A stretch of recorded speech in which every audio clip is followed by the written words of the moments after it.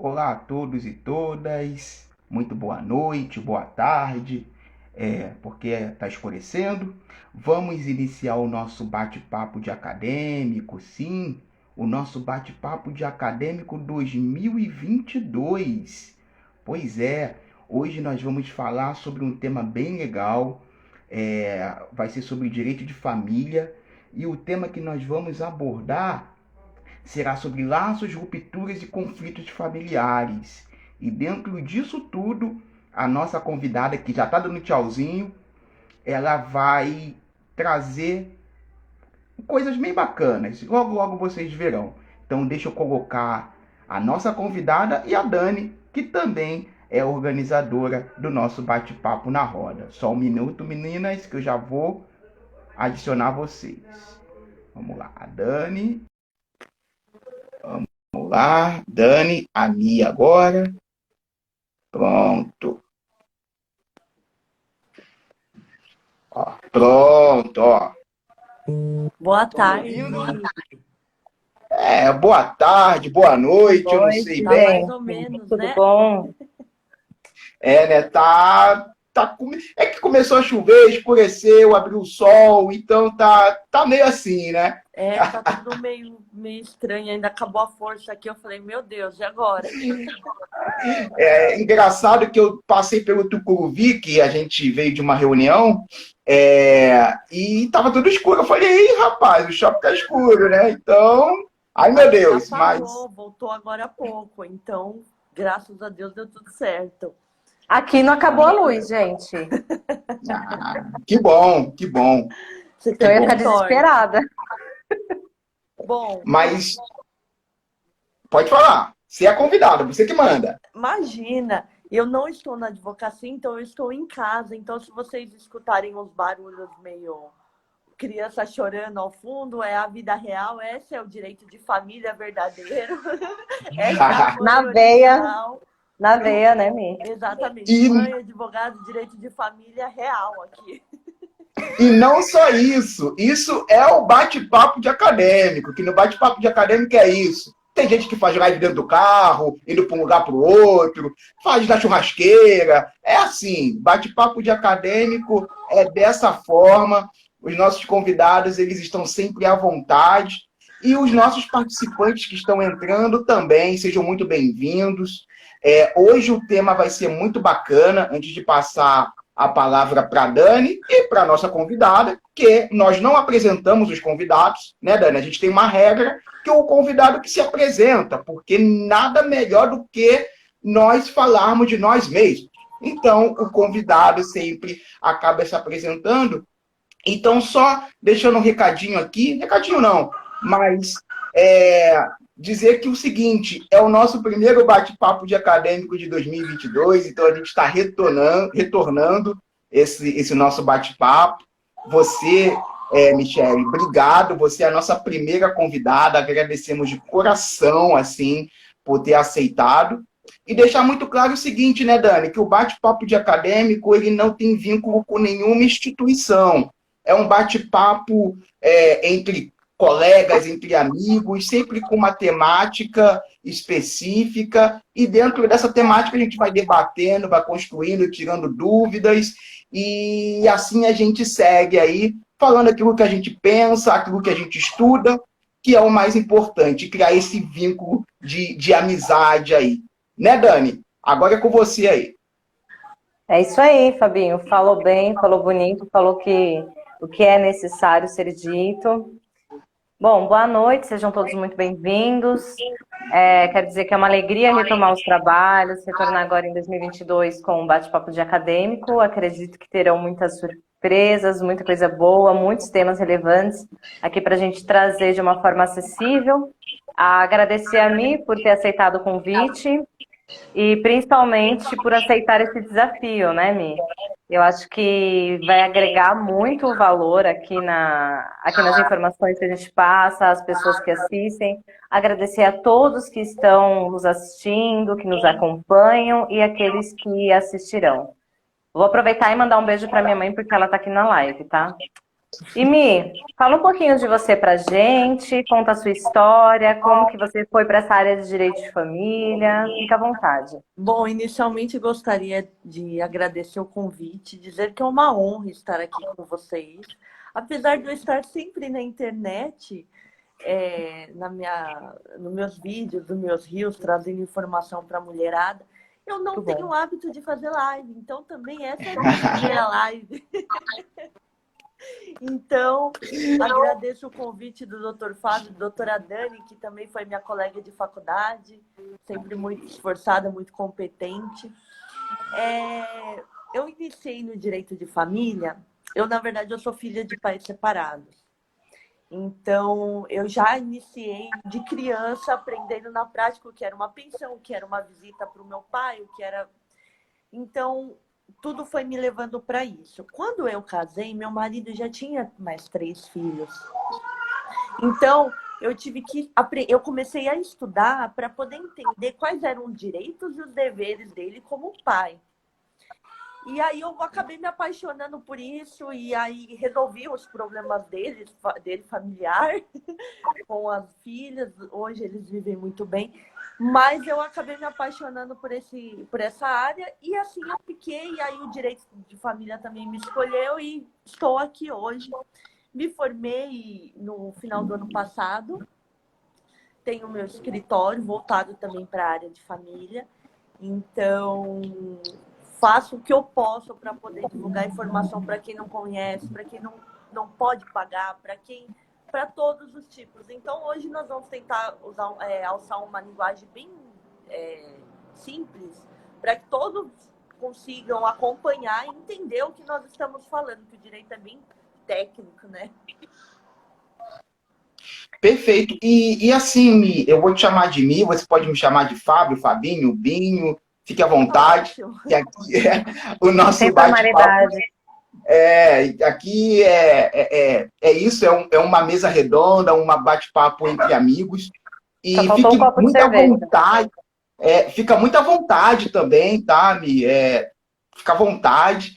E isso que você trouxe é uma questão muito interessante, porque existe muitas dúvidas em relação ao direito de família, que abrange muitas áreas, muitas informações. Eu acompanhei alguns vídeos seus, acompanhei, são bem legais, tem conteúdos bem legais, eu recomendo que adicione você lá e já sigam, porque realmente traz bastante informações, e é uma área que sempre as pessoas elas acabam conhecendo de nome, mas não sabem como é que funciona, como que realmente funciona a pensão alimentícia, aonde tem que ir para pleitear, né, para solicitar essa pensão. Isso são demandas que acontecem no nosso dia a dia. O pessoal vira, Fábio, como é que faz isso? A Dani deve passar por isso também. Então, esse bate-papo de hoje, você vai trazer essa questão aí, né? Então, fique à vontade. Eu não sei se a Dani quer trazer alguma colocação aí. Bom, estamos aí para aprender com você. Bom, Pode falar, Mia, que a Mi vai falar sobre os divórcios, perspectivas, trazer pra gente, né? Inicialmente, o direito de família, ele é o direito que mais se relaciona com a pessoa. Todos nós temos uma família. Que seja uma pessoa que more numa casa sozinha, ela já é considerada pelo direito uma família, por isso que ela entra na parte da parte que o direito te protege, né? A Constituição protege, ainda que você seja único, você resolveu viver uma vida solo aí, então o direito te protege. Em 2020, eu até peguei o dado aqui, entre maio e junho, nós tivemos um crescimento de 54% de casos de divórcio. Isso se deve à pandemia. Muitas pessoas casaram durante anos, mas não conviveram, porque o marido sai à noite, sai de manhã, a esposa sai de manhã, todos os filhos para a escola, chegam à noite 8, 9, 10, 11 horas da noite e ninguém convivia com ninguém. Final de semana tinha aquela distração ali rápida. E quando a pandemia nos trouxe para dentro de casa, nós começamos a conhecer quem era que estava, com quem nós tínhamos escolhido para nos relacionarmos. E isso deu uma explosão de divórcio, uma explosão de casos de Lei Maria da Penha. Então, assim, foi um desastre. Mas trouxe muita realidade para muita mulher. Eu falo mulher, pai, mãe, mas é um geral. Vamos adaptar aí para os casos de cada caso. Nós temos hoje família de pai e mãe, mãe e pai, mãe com mãe, pai com pai. Então, cada um adapta como acontece, como quiser. E o que aconteceu com essa explosão, muita gente não soube o que fazer. Então, eu quero me divorciar. Eu recebo muita mensagem assim, olha, eu quero me divorciar, mas ele não quer me dar o divórcio. Mas, assim, aí eu explico para a cliente, ele não precisa te dar o divórcio, ela não precisa te dar o divórcio. Você vai entrar com uma ação de direito, você não tem obrigação de continuar casado com uma pessoa que você não quer mais. Então, nós tentamos, no direito de família, você tem que ter muito tato, porque às vezes não, na maioria das vezes, o acordo ele é muito melhor do que uma briga. Uma briga aí machuca muita gente. Então, eu que sou meio litigiosa, eu tenho aprendido no direito de família que um acordo, às vezes, funciona melhor. E nesse inteirinho aí, eu comecei a observar que começou a acontecer a alienação parental. A alienação parental, ela surge justamente do divórcio. Então, geralmente o casal se separa, fica aquela mágoa, aquele ressentimento, e aí começa um falar mal do outro. E aí nós temos a alienação parental, quando a mãe ou o pai constrói a figura do outro.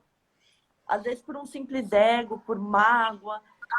E a alienação parental é extremamente prejudicial para uma criança. E eu falo isso como advogada e como quem viveu uma alienação parental, porque eu tive um caso de alienação parental dentro da minha casa. E assim, foram efeitos devastadores. Ô, Mi, deixa eu só aproveitar, antes de você dar continuidade na alienação parental, voltando um pouquinho só na questão do divórcio. Antes do divórcio, eu quero mandar um beijo para a Thaís, ela entrou aí, eu não sei se ela continua, um beijo. Não que a gente vá se divorciar, não é isso, né? Aproveitar para deixar o carinho, né? Que a gente está, né? Não é isso. Mas só para aproveitar o registro aqui, tá gravado, mandei um beijo, não adianta me cobrar, não vai cobrar aquele sorvete, mas ok. Antes da gente dar continuidade na alienação parental, você falou uma questão seguinte: se uma pessoa quiser se divorciar e a outra parte ela não aceitar, ela não é obrigada. Mas isso também gera muitas dúvidas, né? Realmente não vai ter uma pessoa, uma autoridade falando o seguinte: tenta se reconciliar com seu marido ou com a sua esposa, ou vai negar que ocorra esse divórcio sem a outra parte aceitar. Explica um pouquinho mais como é que funciona esse caso, como que a pessoa faz para se divorciar. Aí depois a gente já entra na alienação parental. Tá. Funciona da seguinte forma. Quando um dos cônjuges quer se separar e o outro não, nós entramos com uma ação fazendo um pedido para o juiz, explicando o caso, e o juiz supre a assinatura do cônjuge que resolveu não assinar, justamente pela nossa liberdade, direito constitucional. Então, o juiz supre isso. Em alguns casos, ou a maioria dos casos, o juiz traz a parte para ser ouvida, o juiz quer saber o que aconteceu. Mas ninguém é obrigado a continuar um casamento em que não está feliz ou realmente não quer. Eu até sou feliz, mas eu já não quero mais. Então, ninguém é obrigado. Então, o que acontece? Nós temos aí o judiciário para assinar para nós, para garantir esse direito da mulher, do homem, de não querer estar mais naquele relacionamento que muitas vezes é abusivo, que muitas vezes geram transtornos psicológicos. Sabemos que a agressão, ela não é só física, ela é psicológica, ela é verbal, ela é patrimonial. Então, para garantir isso também, Nós temos o suprimento judicial, então o juiz vai lá, o português, claro, vai lá e assina no lugar de quem não quer assinar. E como que funciona isso? Por exemplo, a pessoa, caso ela queira se divorciar, ela tem que acionar um advogado, o advogado faz esse trâmite, ou ela vai lá no fórum com o microfone e fala, eu quero me divorciar, ou não, ela tem que ir numa vara de família. Como é que funciona essa questão? Só para quem não é da área, para entender esse jogo. Como que funciona? Inicialmente, o advogado ele é fundamental. Então, a pessoa precisa procurar um advogado, ou se não tiver recursos, temos a Defensoria Pública, que trabalha muito bem, apesar da demanda excessiva de serviço deles. Eles têm uma lentidão, porque, enfim.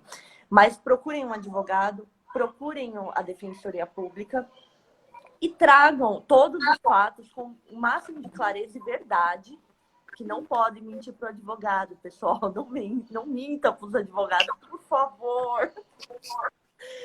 Então, tragam. E o advogado vai encaminhar o processo.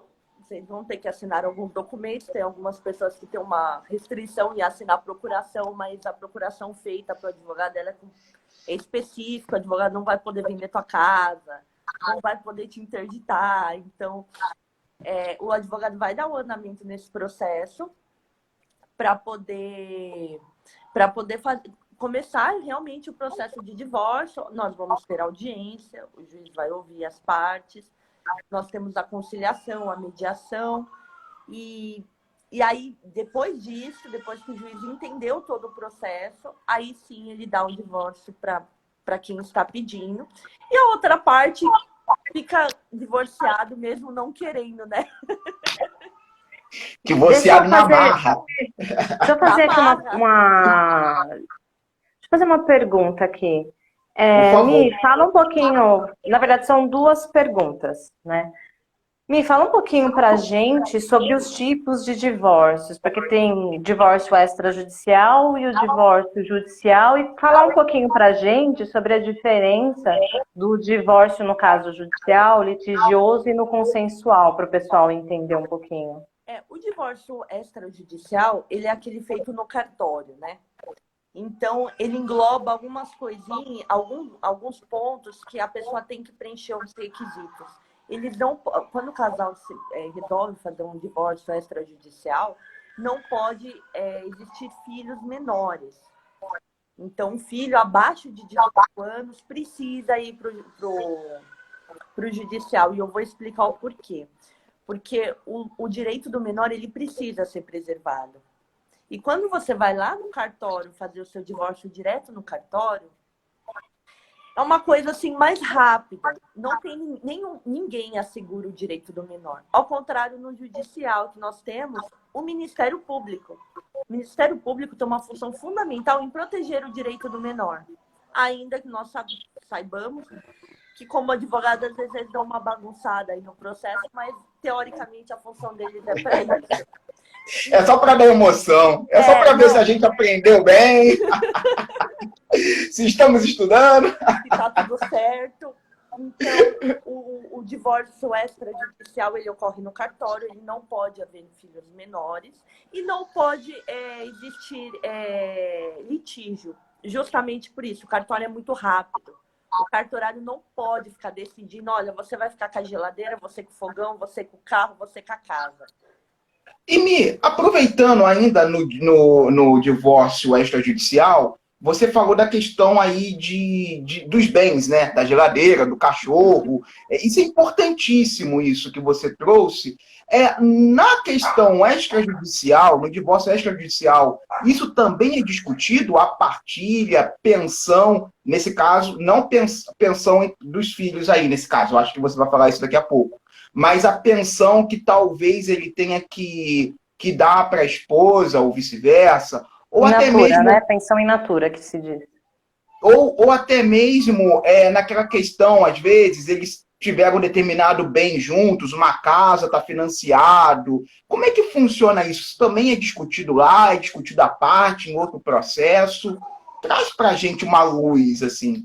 Então, o que que ocorre? Como o processo, como o divórcio extrajudicial, o divórcio do cartório, ele é uma coisa muito rápida, as partes eles têm que estar em comum acordo. Então, eu tenho que chegar lá com meu marido e falar assim, olha, eu quero o fogão, ele vai ficar com a geladeira, eu vou ficar com o carro, ele com o barco e ela com o iate. Pronto. A pensão... Viu, Thaís? Eu quero ficar com o iate, viu? Quando, né? O iate Deixa o foi iate pra mim. Pô, porque com o cachorro, né? O cachorro eu já tenho, o Little fica com ela. Já tá lá? Aproveita, já deixa lá. Então, o divórcio extrajudicial ele pode ser totalmente moldado para as partes, desde que eles preencham os requisitos que eu havia falado. A pensão ela também pode ser arbitrada de forma extrajudicial, não há problema, desde que seja a pensão entre os cônjuges e eles aceitem, em comum acordo, um pagar, o outro receber sem problema nenhum. Os filhos menores não podem, então pensem sempre comigo, tudo que é sobre o menor não pode ser resolvido em cartório. Porque o menor ele precisa de alguém para proteger o direito dele. Porque no litígio tá a mãe brigando a mulher brigando de um lado, o marido brigando do outro e o filho no meio. Cada ponta tá defendendo o seu lado. E quem defende essa criança? Então eu preciso do Ministério Público. Tá? Sim, entendi. Tá, perdão. É que você vai falando, vai surgindo temas aqui que vêm as dúvidas assim de muitas pessoas. E na união estável? Agora o bicho pega, né? Porque muitas pessoas falam, é só juntar os nossos paninhos e tá tudo certo. Né? É realmente isso que acontece? Na união estável, é o mesmo regramento? Tem alguma exceção? É só juntar os paninhos que já tá casado? Como é que é isso no jogo? Explica pra gente um pouquinho. Então, a união estável, quando os cônjuges não, né? As pessoas decidem viver em relação contínua, duradoura, pública, com a intenção de constituir família, aí nós entramos esqueci. Tem problema. Tem que ficar tranquilo. Na união estável. Olha, eu tô... Mesmo que não seja registrado no cartório, já caracteriza a união estável. Mesmo que eu não fui lá assinar, eu falei, olha, eu não quero nada, não quero, já caracteriza a união estável. Fez promessa de família no Facebook, no Instagram, já, ó. Já é prova. Já era. Gente, prova de Facebook. Alô, advogados! Hoje, prova de Facebook é fundamental. Eu faço fake para pegar os pais sonegadores de pensão, viu, gente? Olha, estratégia. Porque eles postam e chega na hora da audiência, eles choram horrores. Mas voltando para a união estável, eu não preciso ir no cartório e assinar nada. Eu mantenho essa união pública com o intuito de constituir família. Eu não tenho um prazo, a lei não traz um prazo para isso, tá? Eu posso ter uma união estável de 3 meses, como de 20 anos, como acontece muito. E quando você tem uma união estável que ela não foi registrada em cartório, por escritura pública, o regime de bens que cabe nessa situação é um regime parcial de bens. Então, é um regime que ele é muito mais amplo, mas eu vou resumir de uma forma bem rapidinha. Tudo que nós constituímos juntos é nosso. E tudo que era meu antes de eu te encontrar continua sendo meu. Temos várias exceções, mas enfim. Então, a união estável ela funciona dessa forma.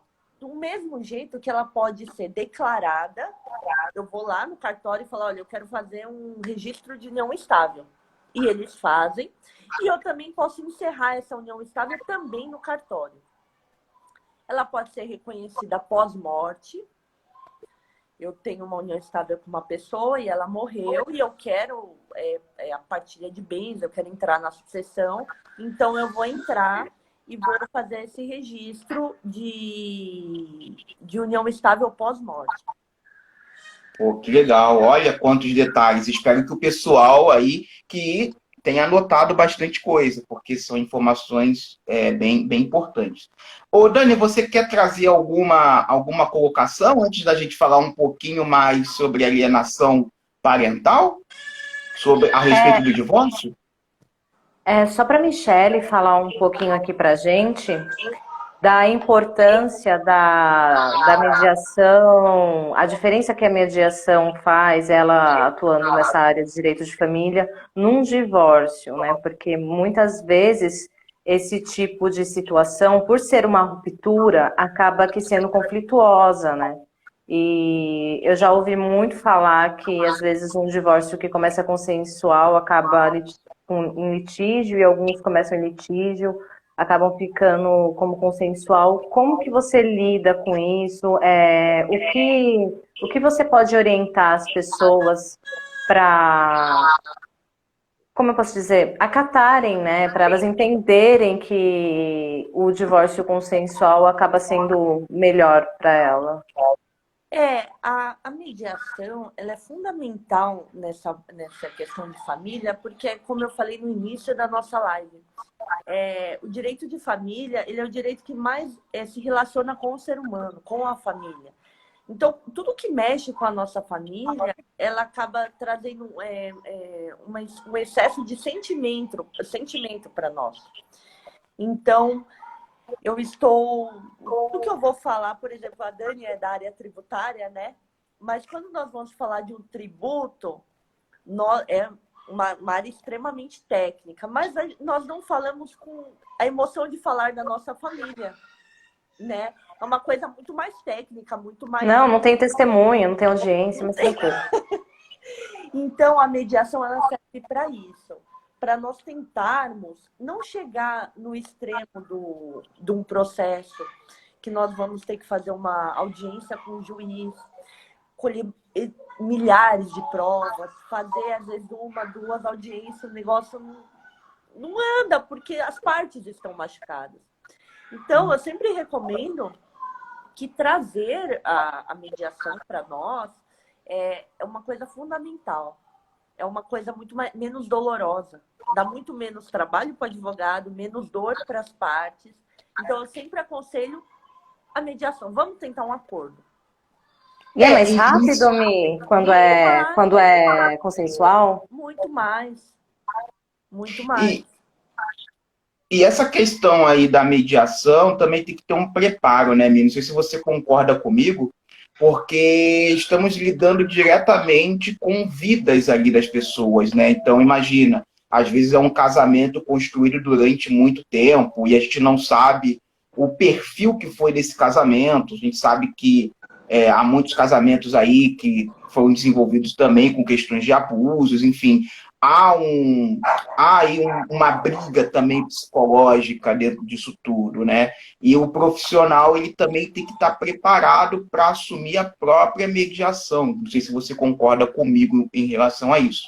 Aproveitando, só mandar um beijo para a Hanna, nossa amiga, que ela também disse aí que adora direito de família. Então, é isso aí, tá em casa, com a Ami aí, ó, tá vendo? Qualquer coisa, podem trocar figurinhas, né? Mas, não sei se você concorda comigo, eu penso assim, né, que vai estar bem no meio ali de um problema que precisa buscar, não uma solução para um dos lados, mas um consenso, né? Não sei se você... O direito de família, ele exige esse preparo. O advogado, ele por si só já é um psicólogo, né? No direito de família, ele tem que ser mestrado, porque o seu ouvido tem que estar sempre muito bem atento. E muitas vezes eu pego um cliente que só quer conversar. Sim. Ela precisa daquela descarga de emoção. E muitas vezes, uma consulta minha de 1 hora, eu não consigo falar. Porque a cliente sente e fala. Por quê? Porque ela está descarregando aquele turbilhão de emoções que ela estava guardando há quantos anos? Quanto tempo?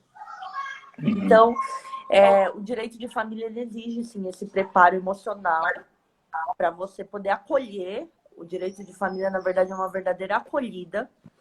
E para você também não levar isso para você. Porque nós, como advogados, chega uma hora que você começa a pensar no problema do cliente e você começa, meu Deus, divórcio. O filho aguarda. Verdade. Então, temos que saber filtrar, tanto para o cliente quanto para nós. Então, o direito, ele realmente exige esse preparo fundamental e de propor um acordo, né? Como eu falei, no direito de família, o acordo muitas vezes é melhor, mas ele é muito mais difícil, porque nós temos duas partes, teoricamente, marcadas. Então, é uma briga, assim, que às vezes é um par de sapato. Eu quero, não, eu que quero. Aí é hora do advogado entrar e falar, calma, vai valer a pena, Sim. amiga? Você acha que vai valer a pena? Olha, eu acho que não. Então, vamos parar por aqui. Vamos fazer um acordo, tem as crianças, vamos ponderar. Então, é isso que o direito de família ele traz para nós. É bem sensível essa área, né? Eu vejo aí que essa área é uma área bem sensível, uma área que precisa ser humanizada. Beijo, Gesiel. Mi, eu não sei se o Fabinho quer falar mais alguma coisa para você começar a falar sobre as suas perspectivas de alienação parental. Isso é porque ela falou de crianças, né, agora no final da fala dela, e já até trazer um pouco sobre alienação parental, né, explicar, você já tinha iniciado explicando o que é a alienação parental, e eu gostaria que você falasse também as consequências que a alienação parental ela traz, né, tanto para as crianças, para o adolescente, e também consequências jurídicas para quem faz a alienação, como os pais. Né? Então, traz um pouquinho para a gente essa questão. A alienação parental, na verdade, como eu havia falado, é a desconstrução da imagem de um genitor em face do outro para a criança. A alienação parental, hoje no código, eu vou até sugerir para quem está aqui que vocês têm uma live fantástica com a professora Daniele Milani, muito boa. Entre no perfil do Fábio, assistam, que é excelente. Então, como nós já temos um conteúdo muito rico, eu vou passar rapidinho, porque realmente lá tá tudo lá. Tá tudo de bom, ali é um ouro que vocês têm. E, na realidade, a alienação parental, voltando, é essa desconstrução da imagem. E o nosso jurídico está lotado de alienação parental. E o que acontece é que quando o juiz ele observa uma alienação parental, que o pai está falando mal da mãe, a mãe está falando mal do pai, ou o tio está falando mal do pai, sabe aquelas coisas da avó, que a alienação parental vem da família inteira, o juiz tende a modificar a guarda. Então, o juiz tende a deixar a criança mais tempo com o pai que está sendo desconstruído a figura. Então, o juiz tende a modificar essa guarda e tende a passar que a criança fique mais tempo com a pessoa que está tendo a sua imagem desconstruída, justamente para a criança poder observar que não é nada disso.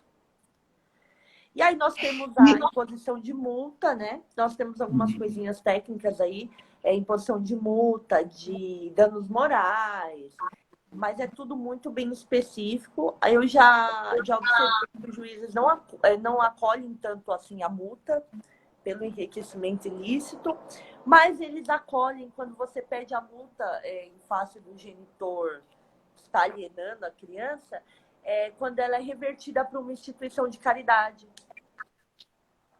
Eles têm feito isso. Eu achei muito legal da parte do judiciário fazer essa troca, que assim ajuda outras crianças, né? Então, eu achei muito legal.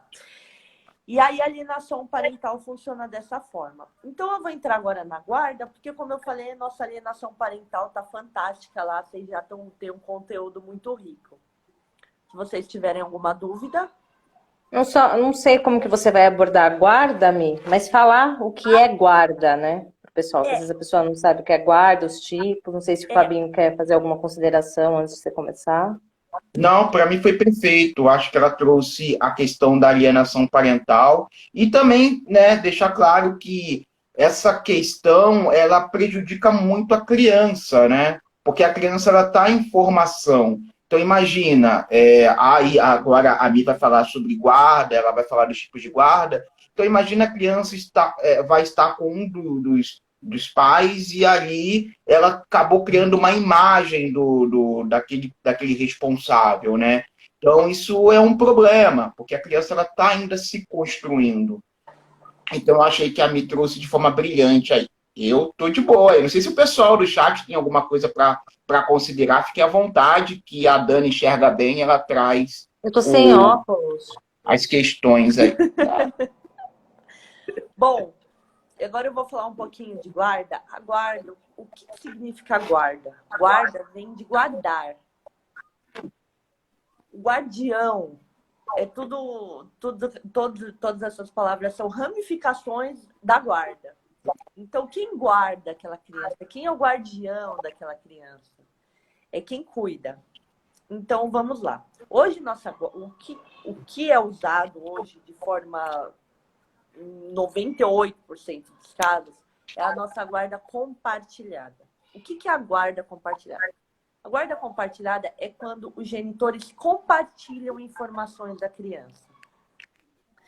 Nós temos uma confusão muito grande da guarda compartilhada com a guarda alternada. A guarda compartilhada, a criança tem uma residência fixa. Por exemplo, em geral, ela mora com a mãe. E ela visita o pai durante alguns dias, uma vez a cada 15 dias, todos os finais de semana. O juiz adequa ali, ele faz a dosimetria ali para ver o que a nossa dosimetria de família, né, que geralmente é de penal, né? Ele faz Penal. a dosagem ali do que cabe em cada caso. Então, às vezes eu recebo assim, doutor, o pai pediu a guarda compartilhada. A guarda compartilhada, a criança não vai ficar 15 dias lá e 15 dias cá. A guarda compartilhada, a criança vai continuar. O que você precisa fazer na guarda compartilhada? Compartilhar informações. Por exemplo, eu vou mudar meu filho de escola. Eu vou compartilhar essa informação com o pai. Olha, pai, o que você acha de mudar o nosso filho de escola? Essa é a guarda compartilhada. Vou pôr a criança no futebol. O que você acha, pai? Vamos compartilhar? A guarda compartilhada, ela não inibe a pensão. Os gastos da criança continuam ali. Então, a guarda compartilhada, a criança não vai ficar 15 dias na casa de um e 15 dias na casa do outro. A guarda compartilhada, ela não inibe de pagar pensão. Os pais sonegadores de pensão aí que eu encontro aí no meu dia a dia, eles falam assim, se vocês me cobrarem pensão, eu vou pedir a guarda compartilhada. Pois eu falo, pois peça, porque vai continuar pagando pensão e a criança não vai morar com você. E aí, depois dessa guarda, que ela é muito usada, nós temos a guarda alternada, que é essa guarda aí que eu falei, criança fica 15 dias na casa de um, 15 dias na casa do outro, a pensão, eles se organizam, né? Paga 15 dias aí o vencimento da escola, eu pago aqui o futebol, natação e a roupa. Só que essa guarda ela não é utilizada no Brasil, apesar de ser muito confundida. O judiciário entende que a criança precisa ter um lar fixo. A criança precisa entender como se ela tivesse aquela residência para chamar de sua, uma rotina. Ô, Mi, me tira uma dúvida aqui. Nesse caso da guarda, né, compartilhada, focaremos nela porque é o que mais acontece, né? A guarda compartilhada ela é determinada pelo juiz? Como é que funciona essa questão da guarda? Explica um pouco para a gente. Todas as guardas que nós temos aqui, elas são determinadas em juízo. Teoricamente, quando a pessoa se separa, ela precisa entrar com o processo de divórcio. Nesse processo, geralmente já discutimos a guarda, a pensão das crianças e já resolvemos tudo isso. Então, é o juiz que vem e faz essa determinação com a ajuda do Ministério Público novamente. Então, aí o juiz decide o que vai fazer qual guarda que vai aplicar em cada caso. E aí ele faz a dosimetria novamente da visitação. O que ocorre, que eu acabei não falando, é que a guarda ela pode ser compartilhada mesmo genitores morando em cidades diferentes. Porque o genitor que mora na cidade diferente, ele continua compartilhando informações da criança. Continua existindo a visita. A guarda compartilhada, ela só não vai funcionar quando não houver nenhum tipo de acordo entre os pais, nenhum tipo de comunicação. Olha, eu não suporto olhar para a cara dele, não dá para falar nem um bom dia. Aí o juiz vem e aplica a guarda unilateral, que é uma guarda em que apenas um genitor tem o poder de decidir sobre tudo que ocorre com o filho. Então, eu vou mudar o meu filho de escola, eu não preciso perguntar para o genitor. Porém, as visitas continuam. Em todas elas, o judiciário precisa, e ele faz questão de incluir em cada tipo de guarda, a visita e a presença do genitor ou genitora que mora longe do filho. Eu ia perguntar aqui para mim, que eu vi ela falar bastante de guarda alternada e compartilhada, que é o que a gente mais vê, mas também tem a guarda unilateral, né? Pode falar. Não é porque. Não, eu ia falar que é exatamente essa questão da unilateral que você trouxe. Mas explora um pouquinho essa questão da guarda unilateral e aproveita, me traz, de acordo com a sua experiência, ou talvez tenha visto, como que funciona a guarda, por exemplo, quando os pais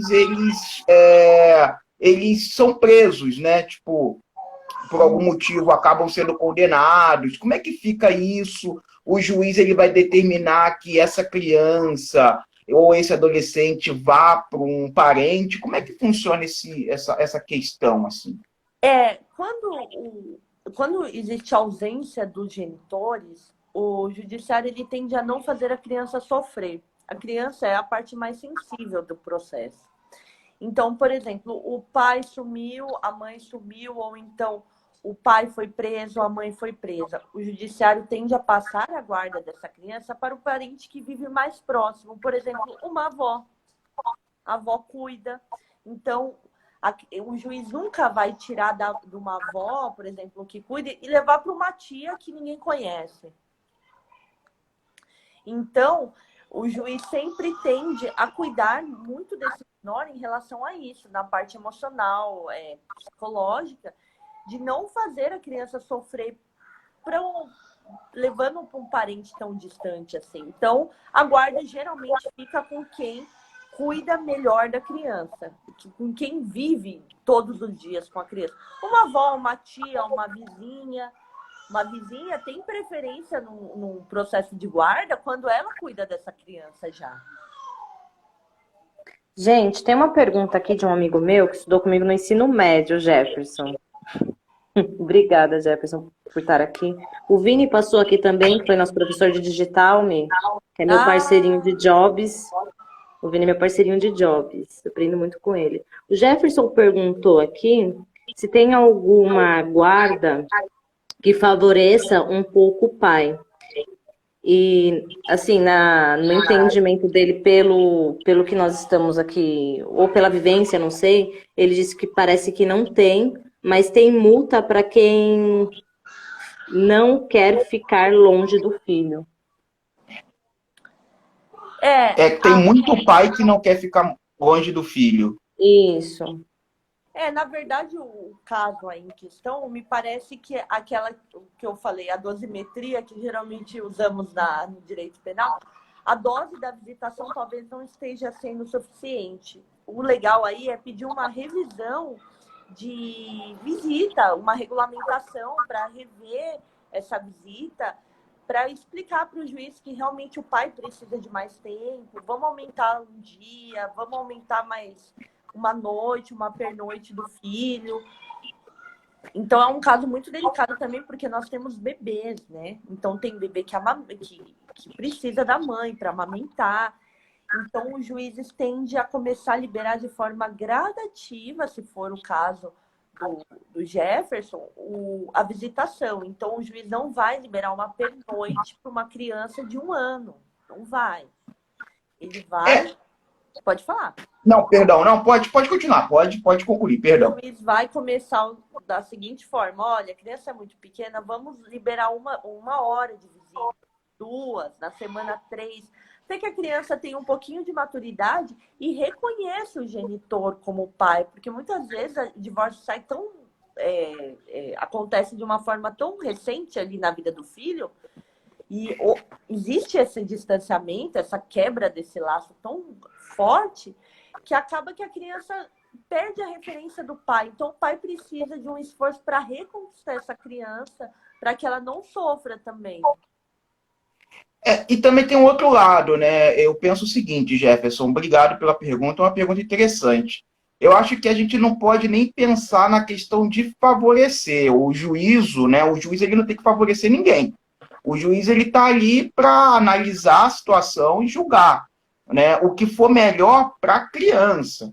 Isso é importantíssimo deixar muito claro. É sempre visando o melhor para a criança, o adolescente. Lembrando que o Ministério Público também está ali, analisando aquela situação e vai opinar o que for melhor para aquela criança, né? E outra coisa, a gente tem que entender também que hoje em dia o que é visto em relação ao direito de família mudou completamente do que era feito anos atrás. Hoje em dia, existe família que não tem um pai e uma mãe, por exemplo, né? Família com 2 pais, com 2 mães, com os avós. Então, o que ele vai analisar hoje, eu entendo assim, é o que eu venho lendo, é o que eu venho estudando, é que ele vai analisar aquele contexto familiar. Não adianta uma criança ficar num ambiente que não é saudável. Por exemplo, os pais são usuários de drogas, sabe? Então, o juiz ele vai analisar a situação da criança e ver se concede a guarda para o avô, para os avós, né? Eu não sei se essa análise que eu trago é correta, você me corrija, por gentileza, você que é a especialista na área, e não sei se o Jefferson também concorda comigo, mas eu não vejo aí uma questão de favorecimento. Eu penso que tem que sempre que analisar a situação do momento da criança e decidir o que for melhor para ela, e assim será também em relação à pensão alimentícia, que a Mi vai falar daqui a pouco também, tá? Então... eu ia falar disso, eu ia falar, gente, a pensão por causa do horário, né? Agora é 18h48 já? Para caminhar para a pensão, senão ela vai... Eu vou dar uma pincelada nesse assunto do Jefferson rapidinho, que na verdade o Fabinho está coberto de razão, é exatamente isso. O juiz analisa o que é o melhor para a criança. O pai e a mãe ali, ele meio que fica em segundo plano. O juiz quer saber o que é bom para aquela criança. Então, talvez, no caso do Jefferson, não esteja de uma forma alinhada, tão alinhada quanto ele gostaria, a visitação. Procure um advogado, entre com uma regulamentação de visita, se ainda não tem. Reveja essa visita, se você quer mais um tempo com seu filho, isso é uma atitude muito nobre, que eu não vejo isso todos os dias. Então, procure um advogado, faça essa reanálise aí, que o juiz com certeza vai dar. Poucas vezes eu falo com certeza no direito, mas o juiz, ele tende a aproximar o pai do filho, o filho da mãe. O judiciário, ele tende a cuidar muito da família, né? Ele acabou fazendo outra pergunta aqui. Pode responder já, ou a Dani quer? Pode, fique à vontade, já responda. Pode, fica à vontade. Aí só vou mandar um beijo para Amanda. Obrigada, Amandinha. Fica à vontade. A criança, ela não tem voz de escolha. Ela pode opinar. Então, uma criança com 12, 13 anos, ela não tem ainda a maturidade de falar com quem ela quer morar. Ela vai morar com o pai ou com a mãe, que deixa ela comer chocolate de noite, que deixa tomar banho dormir sem tomar banho. Vai querer morar com a avó, né? Olha lá, alienação parental. Vai querer, mas essa é a verdade. Na casa da avó faz tudo. É isso, essa é a realidade. Ela não vai fazer uma análise de falar assim, olha, eu vou ficar com meu pai, porque meu pai vai me dar um futuro melhor. Não, a criança vai aonde que tem festa. Então, o que acontece nesse caso? A criança, ela pode opinar. Ela vai ser chamada e o juiz vai fazer algumas perguntas com muito critério para ela, para não invadir também o espaço da criança. E aí ela vai falar, olha, eu quero ficar com a minha mãe. ou eu quero ficar com meu pai. E dentro da opinião da criança, o juiz vai analisar todo o caso, a situação dos dois e ver se a opinião da criança realmente condiz e se há viabilidade. Porque às vezes ela quer ficar com o pai e o pai não tem condições. O pai viaja, trabalha de caminhoneiro, como que faz? Entendeu? Isso Então, é muito legal. Isso é muito legal que você falou, me desculpa te cortando, que o Jefferson fez uma outra pergunta interessante, é se a criança, ela não... Assim, opção de escolha, não. Como você falou. Tipo assim, uma criança, ela não pode ter opção de escolha de pegar um carro e dirigir, né? Então, algumas até fazem a loucura, mas não pode. Mas assim, mas ela pode dizer ali na mesa do juiz, e às vezes acontece uma situação em que há uma assistente social também investigando a situação da criança, é importante analisar o contexto de ambiente que ela vive e pode até perguntar. O Ministério Público também, numa questão, concordo, a Fabi, eu acho, né? A vó pode tudo. E aí, o que acontece? Ele vai perguntar, olha, o que você prefere? Vai conversar de um jeito com a criança para entender a situação do ambiente, ali ele vai opinar para o juiz o que for melhor para a criança. Mas a opção de escolha é realmente um pouco difícil, entendeu, Jefferson? não. A única pessoa que escolhe nos nossos processos é o juiz. O juiz escolhe, o juiz decide. Ele decide. Porque, na verdade, as partes não têm muita escolha. Eu entro pedindo uma coisa, outra parte entra pedindo outra. E o juiz, na verdade, ele escolhe com quem está falando a verdade. Ele, dentro da percepção dele, ele realmente faz uma escolha. E dentro da escolha dele, gera uma decisão.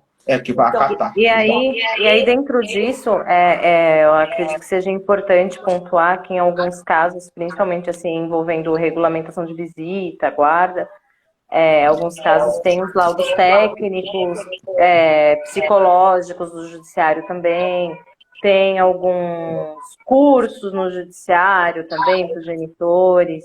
É que eu acho que se a gente for falar disso, o Instagram vai nos derrubar. Mi, você pode falar para a gente sobre como é cálculo de pensão, como funcionam os gastos, como que é esse trabalho? Eu vou falar aqui rapidinho do cálculo de pensão, que nosso tempo apertou mesmo. A pensão, ela... Quando não derrubar, vamos que vamos. Ele derruba, tá derrubando agora. É mesmo? Então vamos. Tá. A pensão, ela é calculada em todos os tipos de guarda, cabe a pensão. Todos. A criança tem gastos fixos que precisam ser pagos. O que acontece? A pensão, ela é calculada com a necessidade da criança, quanto que aquela criança gasta por mês, e a possibilidade dos pais. Os pais ganham a mesma coisa? Ou um pai é diretor de uma empresa multinacional e a mãe, por exemplo, é uma diarista?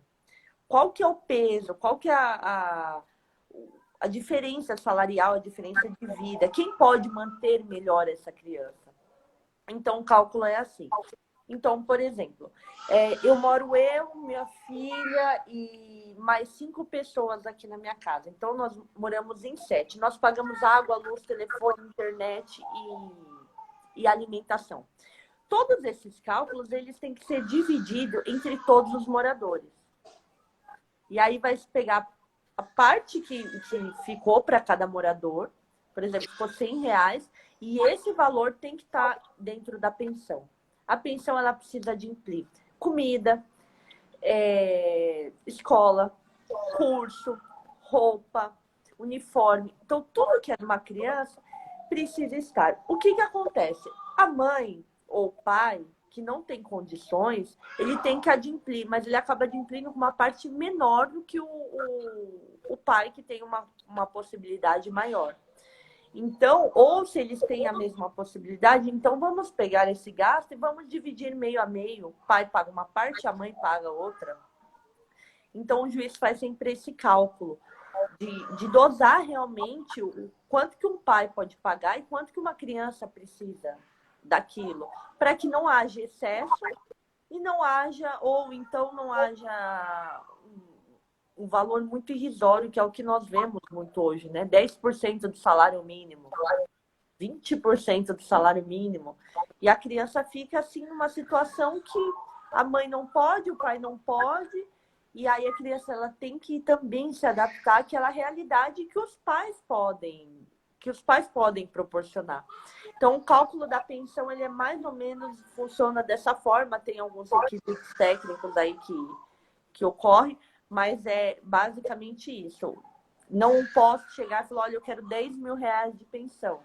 Se o pai se o pai é auxiliar administrativo, ganha 2, e a criança gasta 200 reais, que não gasta, né, teoricamente. Não. Bom, eu acho que a gente vai ter que fazer outra live, viu? De pensão, hein? Será um É prazer. verdade, já esteja preparada. Será um prazer. Eu tenho mais um convidado para trazer aí para vocês. Ai, que legal, me traga, vamos fazer junto. Legal. E uma outra questão importante também é da revisão, né, de pensão. Eu acho que a pandemia trouxe muito isso.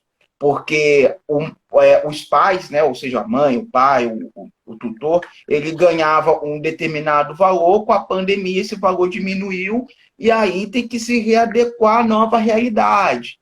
Também tem essa questão. Uma última dúvida, Mi, onde que a pessoa ela vai pleitear essa pensão? É diretamente na vara da família? Como é que funciona isso? Que também são questões que muitas pessoas perguntam, né? Onde que eu tenho que ir? Traz um pouquinho rapidamente, aí eu não sei que horas são, mas traz pra gente rapidamente. A pensão ela tem muitas vertentes, muitas ramificações, então eu vou guardar um pouquinho para nossa próxima live, que nós temos muita coisa para falar de pensão. Legal. Mas a pensão, na realidade, é quando existe uma modificação na situação ou de quem recebe ou de quem paga essa pensão, precisa existir a revisão de pensão. Então, a parte que está se sentindo lesada, ou então que não tem condições de pagar, ou que está recebendo pouco, tem que procurar um advogado, de preferência especializado na área, assim como nós temos o tributário, o penal, cada um na sua área, né? Que procure um advogado de família para que possa existir a revisão de pensão. Então, essa pensão ela vai ser ou diminuída ou aumentada. Depende. Olha, a criança ela desenvolveu um problema psicológico e precisa de terapia. Então, vamos aumentar essa pensão. Nada pode existir desses acordos de gaveta, acordo de boca, esses acordos malucos que fazem acordo de WhatsApp. Esses acordos não têm validade jurídica. Qualquer quebra desse acordo, não há como fazer uma execução. Não existe execução de acordo que não é feito judicialmente, ou então extrajudicialmente dentro dos trâmites legais, e não acordo de WhatsApp, né, que o pessoal fala. Não, ele falou para mim aqui que vai me dar 200 reais de pensão e tá bom, olha, tá aqui a mensagem. Aí não paga e vira para mim e fala assim, olha, doutora, ele não pagou, como que nós vamos receber? Eu falo, olha, não recebe.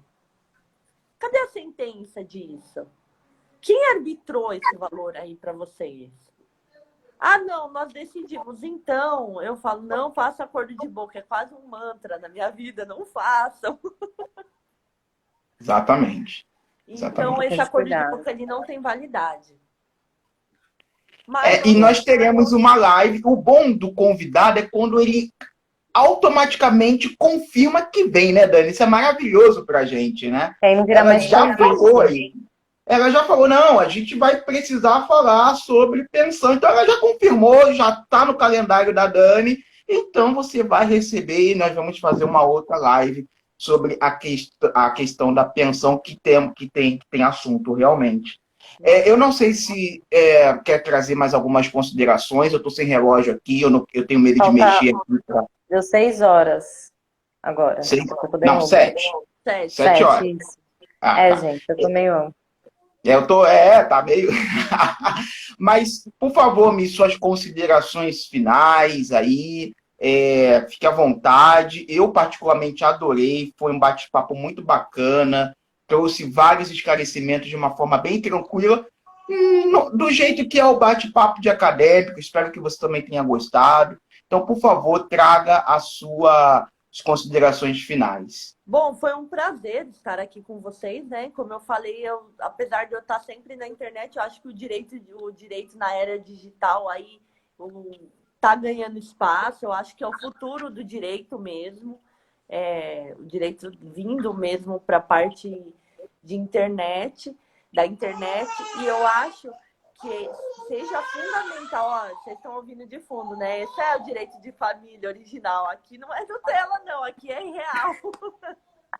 Ô, Dani, chama a Sossô também para competir. Não deixa ela perder, não.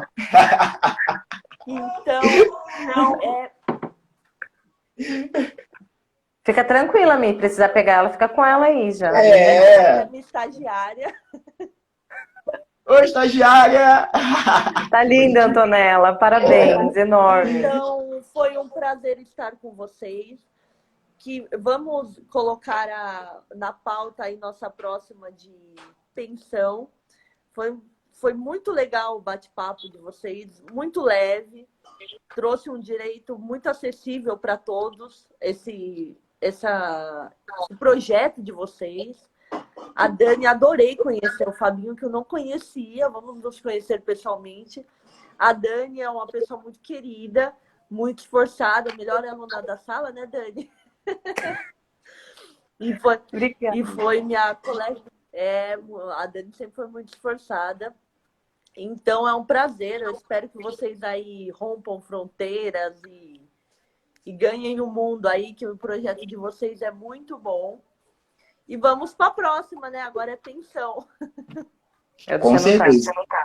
Com certeza. Eu ando com a Dani porque ela tem sido a melhor aluna da sala, né? Então tem que melhorar, né? Mas eu vou andar com a melhor aluna, né? Vou melhorar a minha imagem, né?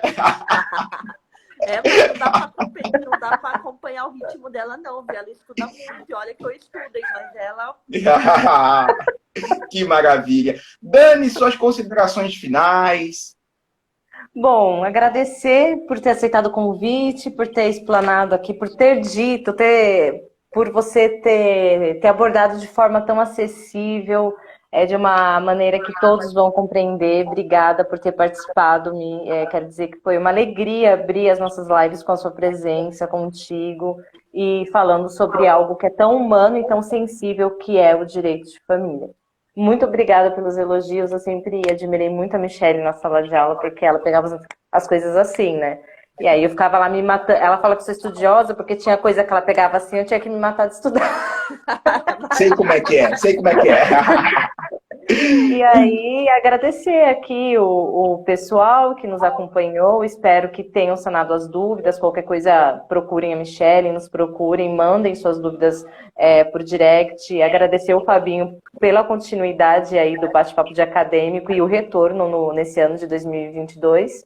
E um beijo no coração, gente. Fabinho, fica à vontade. Um beijo grande a todos. Obrigado a todos que participaram. E a Magali, se eu não me engano, falou que isso é vida real. Exato. No bate-papo de acadêmico, a gente tenta trazer realmente a vida real. Então, vocês vão participar de live que às vezes vai ter gente fazendo no carro, ou até fazendo comida, fazendo live, porque a vida é assim. A gente sabe, a vida, ela é corrida. Então, a gente tenta se adaptar da melhor maneira possível, e isso não nos torna menos profissional ou mais profissional do que outros. Nós fazemos aquilo que é possível, e dentro do possível nós damos o nosso melhor.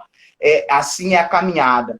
Eu agradeço a todos, agradeço a Dani por me aturar, e como atura, agradeço a Mi por ter se colocado à disposição aí, por nos trazer esse conteúdo tão bacana, e agradecemos também a todos os participantes. Nos sigam nas redes sociais aí, e vamos trocar figurinha. E se alguém tiver algum tema que também acha interessante, queira participar na live, fala conosco, que nós estamos aí para aprendermos uns com os outros, que é assim que se constrói bate-papo de acadêmico. E é isso, gente. Muito obrigado. Obrigada, Antonella, também pela participação, viu? Participação especial da querida estagiária. É isso aí. Então Obrigada, é isso, gente. Obrigado. Um beijo grande. E até a próxima, hein? Tchau. Beijo. Beijo, até.